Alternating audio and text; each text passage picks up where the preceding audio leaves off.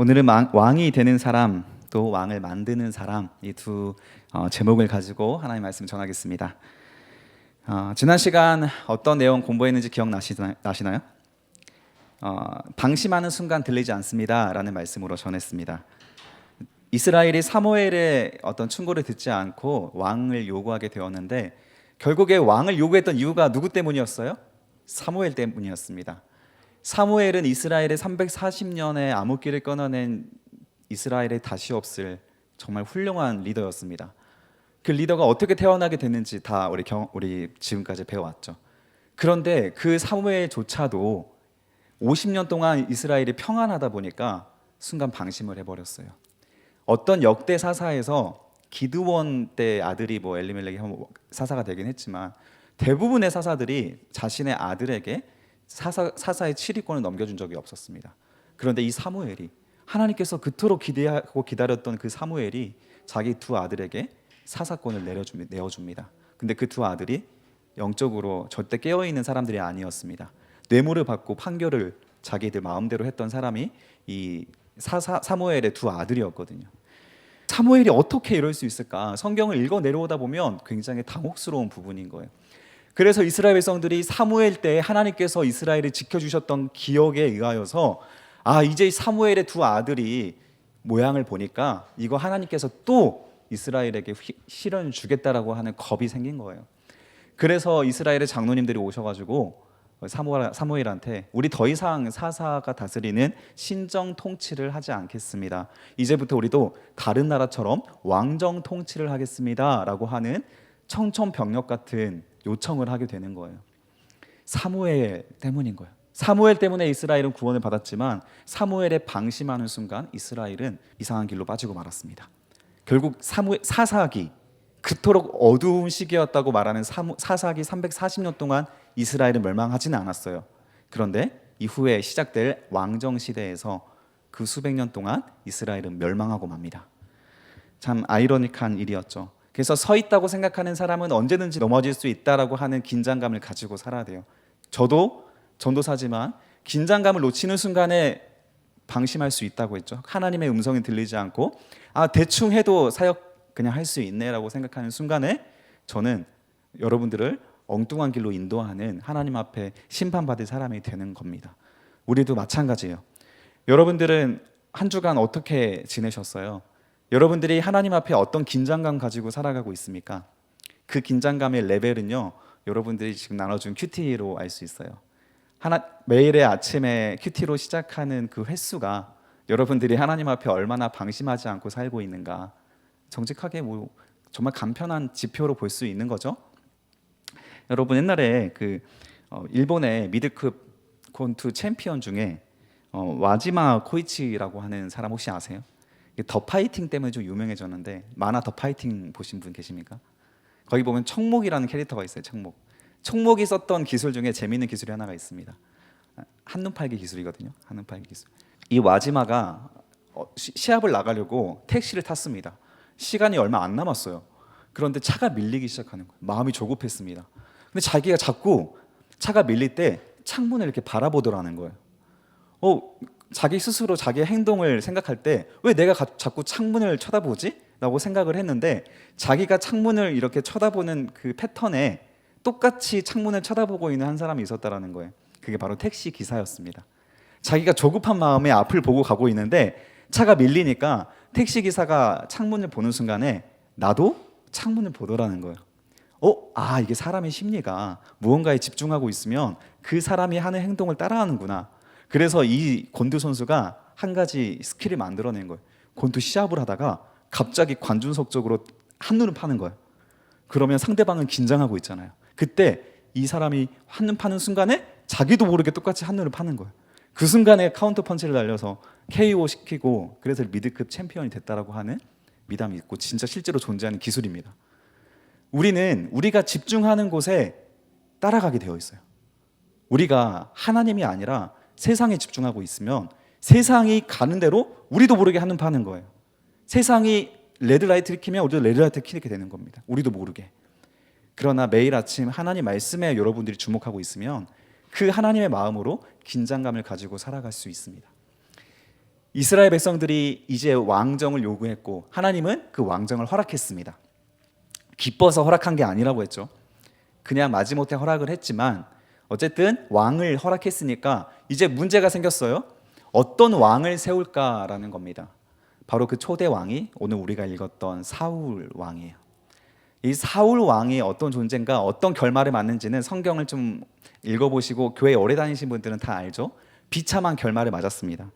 그렇지만 사울의 모든 것들이 다 처음부터 안 좋았던 것은 아니었어요. 처음에는 괜찮은 모습도 있었고요.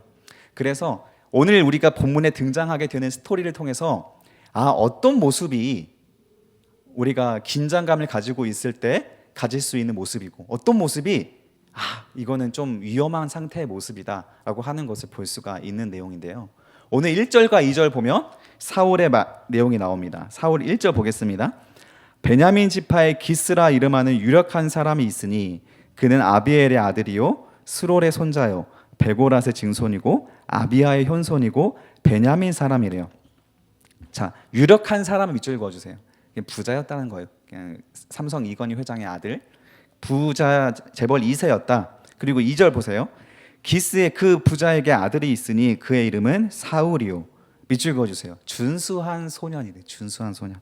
이스라엘 자손 중에 그보다 더 준수한 소년이 없었대. 준수하다는 원어로 보면 그냥 핸섬입니다. 잘생긴 사람이에요. 그런데 잘생긴 정도가 어느 정도냐면 이스라엘에서 가장 잘생겼대요. 이스라엘에서 이 사람보다 잘생긴 사람이 없대요. 이게 말이 됩니까? 저는 제가 잘생겼다고 생각하는 배우와 다른 사람이 내 친구가 잘생겼다고 생각하는 배우는 달라요. 어떤 기준으로 잘생겼다고 하는지는 모르는 거잖아요. 그냥 이 말은 무슨 말이냐면 보편적으로 잘생겼다. 그냥 키도 보니까 다른 사람보다 어깨 위만큼 컸대요. 머리 하나가 더 큰 거죠. 한 키 190에 얼굴은 강동원 정도 생긴 그런 얼굴로 생각하면 될 것 같아요. 그렇게 잘생긴 사람이었다. 그런데 상식적으로 성경에서 단 한 번이라도 하나님이 너 잘생겼다 칭찬하신 적이 있을까요? 잘생긴 걸로 하나님이 칭찬하실까요? 아니겠죠. 그럼 못생긴 건 죄인가? 죄 아니잖아요. 그렇죠? 저도 물론 죄인이지만 그렇게 하나님께서 제 외모 가지고 평가하시는 분은 절대 아니고요. 외모 가지고 평가하는 거는 우리 눈으로 살고 있는 우리밖에 없잖아요. 우리가 외모로 평가하고 부자 아들로 태어난 거 하나님이 칭찬하실 이름인가요? 제목인가요? 절대 아니죠.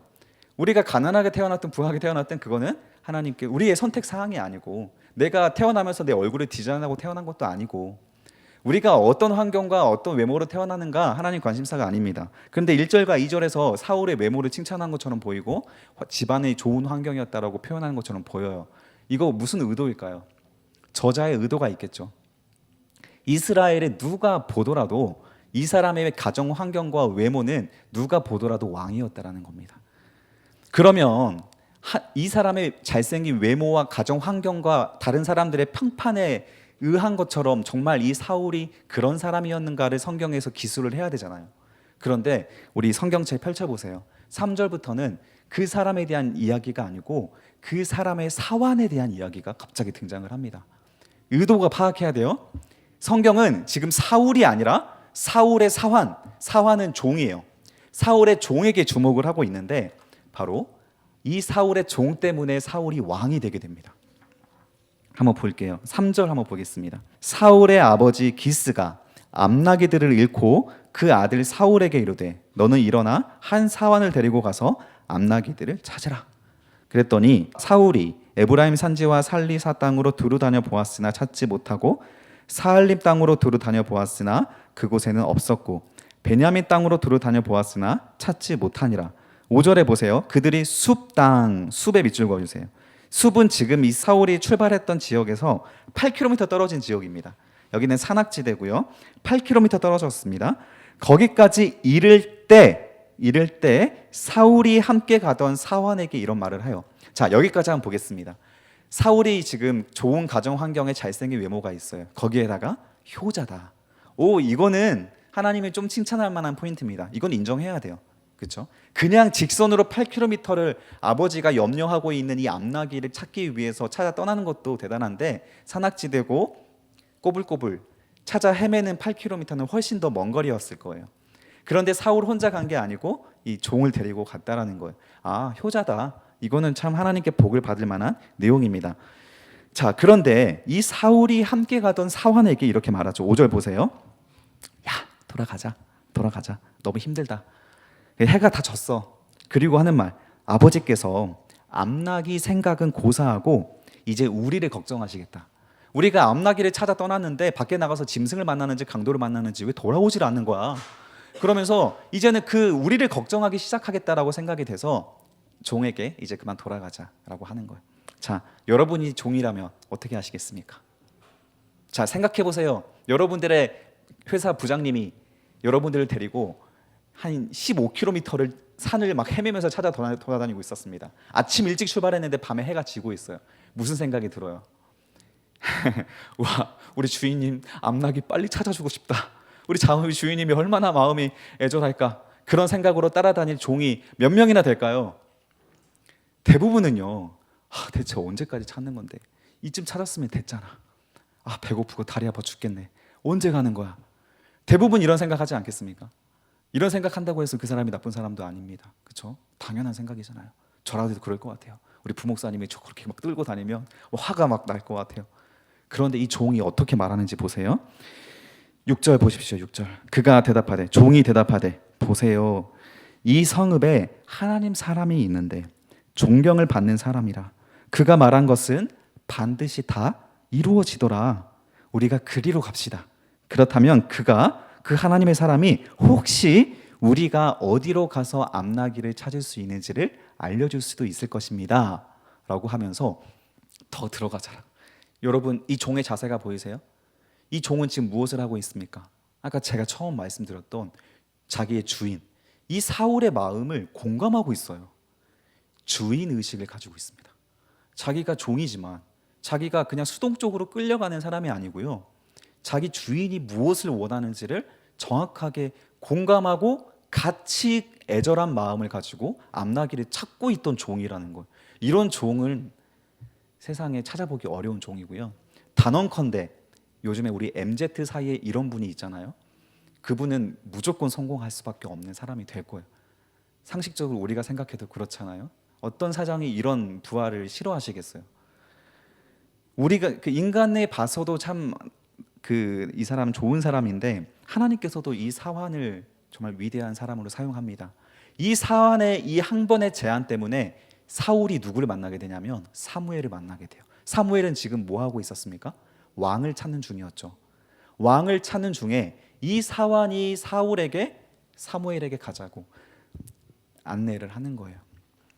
사환 때문에 사울이 사무엘을 만나게 되고요. 다음 시간에 우리가 찾아보게 될 사울이 왕으로 기름 부음 받게 되는 역사로 연결되는 겁니다. 우리 그리스도인의 자세가 이 사울을 통해서 너무 분명하게 드러났어요. 성경은 지금 부잣집 사울이 아니고 잘생긴 사울이 아니고 효자 사울이 아니고 어떤 사람? 하나님의 사람에게 이끌어가는 이 종에게 주목하고 있다라는 겁니다. 수동적으로 하기 싫은 거 억지로 끌려가는 사람이 아니라 이 사람의 이 주인의 마음을 헤아려서 기쁜 마음으로 더 나은 길을 제시해 줄 수 있는 사람. 우리 그리스도인들이 다 이런 사명을 가진 사람들이에요. 여러분들이 자리하고 있는 그 자리에서 하나님에게로 여러분들의 주변 사람을 이끌어 가야 될 사람입니다. 좋은 가이드가 돼야 될 사람이에요. 우리들의 삶의 모습으로 하나님을 보여주고 하나님께로 안내할 수 있는 사람이 바로 이 그리스도인, 이 사환 같은 사람의 멋있는 모습이라는 거죠. 이 사환이 이 정도로 끝나는 것이 아닙니다. 7절 보세요. 사울이 그 사환에게 이르되, 야, 우리가 가면 그 하나님의 사람에게 무엇을 드려야 될까? 우리 지금 빈손이잖아. 그랬더니 우리 주머니에 먹을 것이 다 떨어졌는데 하나님 사람에게 드릴 예물이 없다. 우리한테 무엇이 있냐라고 물어보는 거예요. 그랬더니 8절 보세요. 사환이 사울에게 다시 대답하여 이르되, 주인님, 제 손에 제가 개인적으로 가지고 있는 제 사비가 지금 은 한 세겔의 4분의 1이 있대요. 이거를 하나님의 사람에게 드려서 우리의 길을 가르쳐 달라고 하면 어떻겠습니까? 자, 이때에는 어떤 문화가 있었냐면 하나님의 사람에게 가서 도움을 청할 때에는 헌금을 드리는 문화가 있었습니다. 그런데 이 사울이 자기가 지금 드릴 것이 없으니까 이 하나님의 사람에게 갈 수가 없겠다고 하니까 이 사람이 지금 자기가 가지고 있는 사비를 털어서 이거 드리면 돼요. 갑시다라고 하면서 사울을 인도하는 거예요. 은 한 세겔의 4분의 1은요. 대략적으로 한 세겔이 한 사람이 한 달에서 두 달 정도 벌어들일 수 있는 노동력 그 월급이 한 세겔입니다. 한 달에서 두 달. 그러니까 한 달 반 정도? 그러면 얼마 정도 될까요? 평균적으로 MZ 세대들의 월급 연봉으로 따진다면 사람마다 다르겠지만 한 400에서 500만 원 정도 되겠죠. 한 달 반이니까 400에서 500만 원 정도의 금액에서 4분의 1, 그러니까 100만 원에서 150만 원 사이, 그 금액을 주인을 위해서 자기 사비를 털어서 드렸다는 거예요. 자, 이 돈 가서 드립시다. 그리고 그분 만나봅시다라고 하는 정도의 적극성이었다라고 한다면 여기에 우리 사황과 같은 사람이 있을까요? 저는 사실 아닙니다. 저는 만 원도 좀 힘들 것 같습니다. 제 사비를 써서 다리 아파 죽겠는데 더 깊이 들어가자고 제안할 만큼의 적극성과 이 주인의 마음을 헤아리는 마음을 가졌다? 저는 사실 좀 어려운 것 같아요. 우리 사랑하는 청년분들은 하나님을 주인으로 섬기고 있는 분들입니다. 사람도 이렇게 섬길 수 있는 사람이 하나님도 이렇게 섬길 수 있거든요. 우리가 하나님 나라를 살아갈 수가 있는 시대가 되었습니다. 하나님 나라는 이미 이 땅에 임했대요. 신학적인 표현입니다. 이미 예수 그리스도 때부터 이 땅에 임했어요. 그러나 아직 완성되지 않았대요. 그래서 예수님께서 요한복음에 뭐라고 말씀하시냐면 하나님 나라는 계속 침노를 당한대요. 무슨 말이냐면 하나님 나라를 들어가겠다라고 결심하는 사람들에게 하나님 나라는 침략을 당한대요. 누구든지 이 땅에 이미 임한 하나님 나라를 가져갈 수 있다. 예수님께서 하신 말씀이거든요. 이 말을 바꿔 말한다면 내가 결단하여 나의 주인을 하나님으로 섬기고 하나님의 통치를 따르고자 한다면 그 사람은 이 땅에서 하나님 나라를 살아갈 수 있다. 죽어서 가는 천국이 아니고 이 땅에서 하나님의 통치를 받는 사람으로 살아갈 수 있다.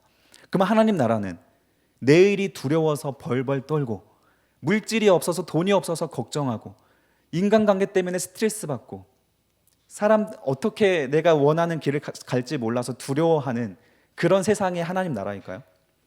아니에요. 우리가 지금 여러분들이 가지고 있는 모든 염려가 없는 곳이 하나님 나라고요.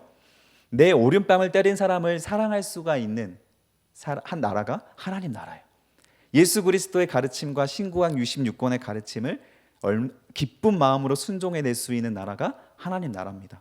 그 나라를 누가 살아갈 수 있냐라고 하니까 내가 하나님을 주인으로 인정하는 사람이 누구든지 그 나라를 살아갈 수 있는 시대가 오늘날의 시대라는 거예요. 예수님께서 이루신 시대입니다. 그러나 교회 다닌다고 하더라도 수십 년 동안 내가 헌금했다 하더라도 여전히 나는 하나님이 내 주인이 아니라 내 직장 상사가 내 주인이고 돈이 내 주인이고 인간관계가 내 주인이고 내 자신이 내 주인이라면 우리는 아무리 신앙생활을 오래 한다 할지라도 하나님 나라가 어떤 나라구나 그 맛도 보지 못한 채 예수님 앞에 서게 될 거라는 거예요. 불쌍하다는 거죠. 바울이 말한 표현이 그런 사람이 가장 불쌍하다. 차라리 세속적으로 즐기기라도 했으면 그 사람은 불쌍하지는 않고 그냥 멸망했을 텐데 열심히 평생을 들어 하나님 앞에 헌신하고 섬겼던 사람들이 헌신하고 섬기는 것도 고통스러운데 세상에 살아가는 것도 너무 고통스러워. 이쪽에서도 고통스럽고 저기서도 고통스럽고 너무 불쌍하다는 겁니다. 바울이 그렇게 말해요. 부활을 인정하는 사람이 부활을 믿지 않으면 가장 불쌍한 사람이다. 우리가 하나님을 주인으로 섬기는 순간 기적이 일어나기 시작해요. 여러분들의 삶 속에서 세상은 바뀌지 않았는데 내 생각과 내 마음이 바뀌면서 나를 자존심 상하게 만드는 사람들이 더 이상 미워지지 않은 기적이 일어나기 시작하고요. 내 의무가 아니에요. 내 맡은 바, 내 역할이 아님에도 불구하고 누군가가 같은 직장에서 일하는 사람이 도움을 요청했을 때 기쁜 마음으로 한 번 더 웃어주면서 그 일을 함께 할 수 있는 마음의 여유가 생긴다라고 하는 하나님 나라가 이루어지는 거예요. 우리는 인간은요 다 매철하고 했잖아요. 첫 시간 말씀드렸죠. 그래서 굉장히 계산적인 사람들입니다. 내 일이 아니고 내가 손해보는 일이라고 생각하면요 우리는 절대 일을 기쁜 마음을 하지 못해요. 그런데 그래도 우리는 교회 다니고 사랑이 있는 사람들이니까 이 자리에 모였잖아요. 그럼 누군가를 사랑을 해야 되는데 여러분들이 너무 바빠. 공부할 게 너무 많아. 직장에 너무 바빠. 직장도 바쁜데 집에 가니까 더 바빠. 내 친구들이나 내 부모님은 나를 더 속을 긁기만 해. 내 삶에 전혀 여유가 없는데 여러분들 옆에 있는 사람 사랑할 수 있겠어요? 우리는 그럴 수 있는 능력이 없는 존재이잖아요. 우리는요, 여유가 있어야 그나마 조금 사랑하는 존재예요. 내 안에 지금 주머니에 1,000원밖에 없는데, 전 재산이 1,000원인데 길 가다가 구걸하고 있는 분에게 그 1,000원을 줄 수 있을까요? 적어도 10,000원은 있어야 1,000원 정도 줄 수 있는 거잖아요. 우리 여유가 있어야 사랑할 수 있는 존재인데 그거 그냥 부인하면 안 돼요. 그냥 인정하면 됩니다. 그게 우린 죄인이라서 그런 거거든요. 그런데 하나님을 주인으로 인정하는 순간에 내 주머니에 1,000원밖에 없음에도 불구하고 여유가 생기더라는 거예요. 이거는 그냥 정신승리가 아닙니다. 실제로 맛보고 있는 하나님 나라가 있기 때문에 그 사랑을 가지고 섬길 수가 있는 거예요. 이 제자가, 이 종이 이 사울을 그렇게 섬기던 종이었다라고 하는 겁니다. 세상은 다 왕을 원합니다. 사울이 왕이 되었다고 했을 때 1절과 2절에서는 사울이 왜 왕이 됐어? 부잣집 자녀잖아. 잘생겼잖아. 효자네. 잘생긴 사람이 착하기까지 하네. 왕이 될 만하다. 세상의 기준이라는 겁니다. 그런데 하나님께서 주목하는 사람은 누구냐면 갑자기 종의 이야기로 내려오는 거예요. 하나님은 왕이 될 사람이 아니라 왕을 만드는 사람. 내가 세상의 왕이 되려고 높아지는 사람이 아니라 하나님을 왕으로 섬기고 나는 하나님의 역사를 기꺼이 동참하며 따라가는 사람. 하나님이 주목하는 사람은 이런 사람이다라고 하는 겁니다. 저도 여러분도 잘 먹고 잘 살기 다 원하지만 그 무엇보다 하나님이 왕이 되어서 살아가는 하나님의 뜻에 따라 역사를 이루어가는 사람이 되시길 축복합니다. 그때 비로소 우리를 통하여 세상은 하나님을 바라보게 될 것이고 우리는 하나님의 역사에 동참하는 성경에서 참 칭찬하는 사람이 되는 거예요. 이 사람은 이름도 기록되지 않았습니다. 사환이라고 기록이 되어 있어요. 이름도 없이 빛도 없이 그냥 그렇게 살았던 사람입니다. 그러나 하나님 나라에 가면 반드시 보상받아요. 이게 우리 여러분들에게 다 소망이 되기를 주님의 이름으로 축복합니다. 기도하겠습니다. 살아계신 하나님 아버지 감사합니다. 우리는 하나님을 사랑한다고 입으로 말하고 예수님을 믿고 살아온 지 정말 수십 년이 되었지만 이제는 청년으로서 사회 초년생으로 나아가 살아갈 때도 되었지만 하나님, 이 세상에 살아가는 게 왜 이렇게 힘들고 왜 이렇게 하나님이 느껴지지 않은지, 하나님 나라가 이미 임했다고 하는데 대체 어디에 하나님 나라가 있는 건지 전혀 공감되지 않은 채 바쁘고 지친 삶을 살아가고 있습니다. 하나님, 우리는 어쩌면 우리도 모른 채 사울과 같은 사람이 승리하는 사람이고 나는 잘생기지도 않았고 돈도 없고 우리 집은 흙수저도 되지 않은데 하나님, 저는 승리할 수 없는 사람이라고 이미 좌절감과 패배감을 가지고 살아갔을지 모릅니다. 그러나 오늘 말씀을 통해서 하나님께서 주목하는 사람을 보았습니다.